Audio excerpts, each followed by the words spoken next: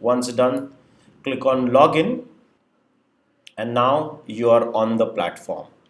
Once you land up on the platform, you are able to see we have given a simple 3-step login. Okay. What is the first step? First step is to create a new user. When I say create a new user, it's the salesperson who is going to use the application. So you go to click on create a new user, and you can see here add a new user or a sales team member. So just mention the details. We normally suggest that the password should be on your company's name. So you can create a password which could be company name 001. Okay. Once done, I click on register, and you can see it is registered. I click on dashboard again.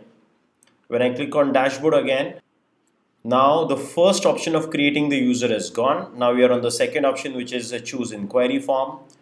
Here we have added few inquiry forms so that you can quickly create your own account. At the same time, you can also go and create your own inquiry forms. Let's go and select one right now. So what I'm going to do is I'm going to select LeadCon demo, okay, as a form here. So you can see a LeadCon demo. We have also given a preview here. So I choose LeadCon demo.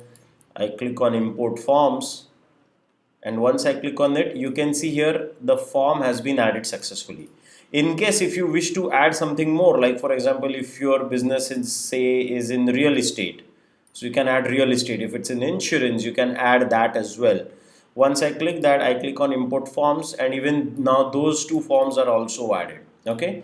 Once you have done this, again click on dashboard, and you will be back on the main page. And now even the second option is gone. Now we are going to click on create import templates. So here as well, I'm going to choose a LeadCon, that I would like to have the LeadCon demo templates. So in a similar fashion, you can choose yours. I'm going to choose real estate templates, and I am also going to use, let's say, if I have templates related to, say, finance and investment, right? So you can also choose that as as templates. I click on import, and you can see these three different templates have been added.